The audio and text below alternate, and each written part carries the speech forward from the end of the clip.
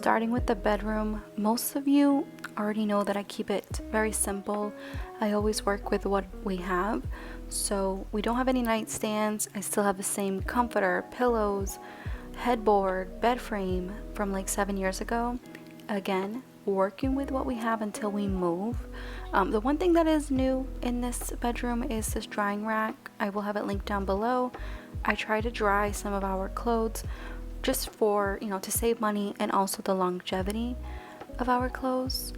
Also, we do have our hamper on the side, and we do have a random little lamp because the lighting isn't the best in this apartment, but this is the only like window space we have, and Milo is absolutely loving it. So I switched his hammock to here instead of the living room, and now he can see more of what's going on outside. We usually get some skunks, raccoons, and he just loves looking at other animals and hanging out on his little hammock.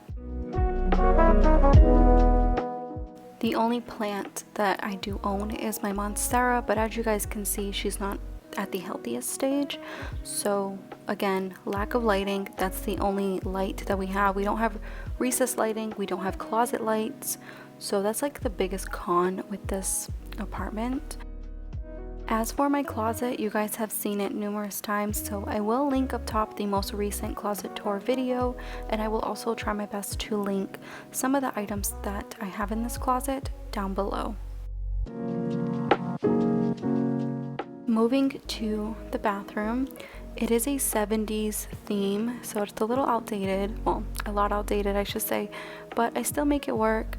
I try my best to keep everything as clean as possible, especially in the bathroom. The only thing that we added that was new is our bidet. This is the best thing we ever purchased. I will have it linked down below. We do still have toilet paper because we do dry with toilet paper, and we also get guests that don't really like the bidet. So we do still have toilet paper just in case. And above the toilet is 2 drawers for extra storage and then some face cloths. When it comes to our shower, I like to keep 2 things in mind. Keep it minimal and keep it clean. So I try my best to keep the tub and the walls clean, and I try to keep our products at a minimal. So just keep like the basics: shampoo, conditioner, face wash, deep conditioner, and a bar of soap. That's all we both use, and it just works out really well with such a tight bathroom. When it comes to the only 2 outside closets we have, this one in particular, we just keep our like work gear in here, so camera gear, lenses, our robes, cleaning supplies. I also have laundry stuff, so I do have a thing of quarters because we have to pay for laundry here in quarters only. So that's that closet. And then with this closet, it's pretty simple. I have 2 baskets for storage, and then I just have my little self-care area. As for the living room, my partner still has his little office space in here, and it just works out with all the outlets and stuff. So this is just working for now. I know it's not the neatest or cutest look, but again, working with what we have. Also, when it comes to the couch, I kind of stopped folding and putting the throw pillow out. It was just becoming a pain in the butt, so I just keep it to the side. And I will have a video soon on how I keep my couch nice and clean. But this couch is from Jordan's. I know I get a lot of questions about that, and I will have that link down below as well. This is just plain and simple. It's a cat area, Milo's food, and then we have our projector, which you guys are very familiar with as well. We've owned this since 2021. It's a great projector. You can watch things at night, you can watch things in the daytime, and the picture quality and sound is absolutely phenomenal.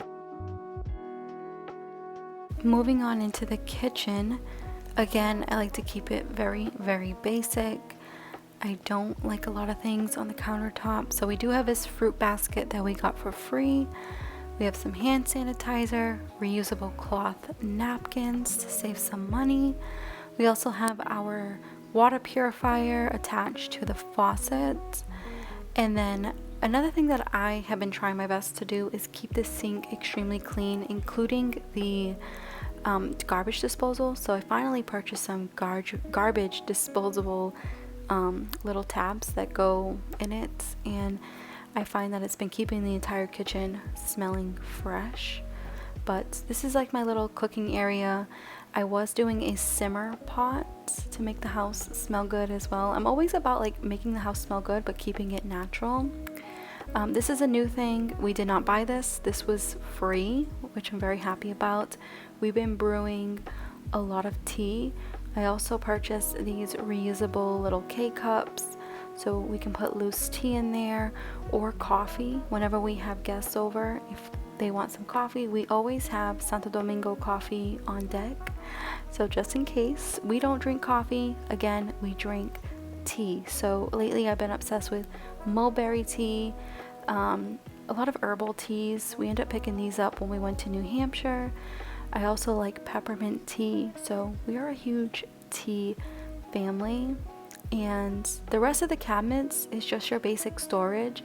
Don't let some of these cabinets fool you. This looks very minimal and empty, but best believe the reality of it is in the dishwasher. So I was washing a couple of the things that belong in those cabinets. And then this cabinet is just for seasonings.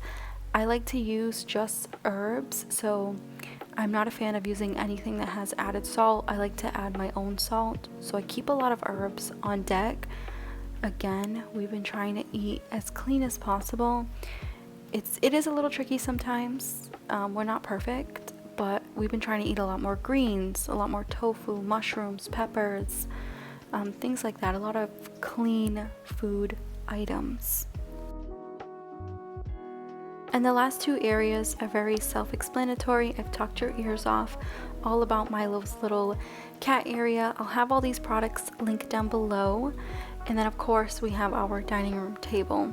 So on that note, you guys, I hope you enjoyed this short minimalist apartment tour, and I will catch you in the next video.